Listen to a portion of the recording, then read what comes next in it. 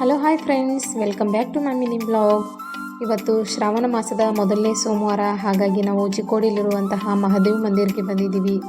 ದೇವರ ದರ್ಶನವನ್ನು ಎಲ್ಲ ಮಾಡ್ಕೊಂಡ್ವಿ.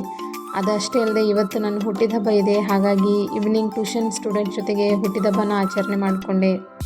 ಹಾಗೆ ನಮ್ಮ ಮನೆಯವರು ಇನ್ನೊಂದು ಸರ್ಪ್ರೈಸ್ನ ನನಗೋಸ್ಕರ ಏರ್ಪಡಿಸಿದ್ರು. ಏನಪ್ಪ ಅಂತಂದರೆ, ಚಿಕ್ಕೋಡಿ ಟೆಡಿ ಅನ್ನುವಂತಹ ಒಂದು ಸೆಲೆಬ್ರೇಷನ್ ಪಾಯಿಂಟ್ನಲ್ಲಿ ನನ್ನ ಬರ್ಡೇ ಸೆಲೆಬ್ರೇಷನ್ ಮಾಡಬೇಕನ್ನೋದು ಅವ್ರ ಆಸೆ ಇತ್ತು. ಅದರಂತೆ ಇಲ್ಲಿ ಮತ್ತೊಂದು ಸಲ ಕೇಕ್ ಕಟ್ಟಿಂಗ್ ಆಯಿತು. ಸೊ ಸೆಲೆಬ್ರೇಷನ್ ತುಂಬ ಜೋರಾಗಿತ್ತು. ಈ ವರ್ಷದ ಬರ್ಡೇ ಅಂತೂ ತುಂಬ ಮೆಮೊರೇಬಲ್ ಆಗಿದೆ ನನಗೆ.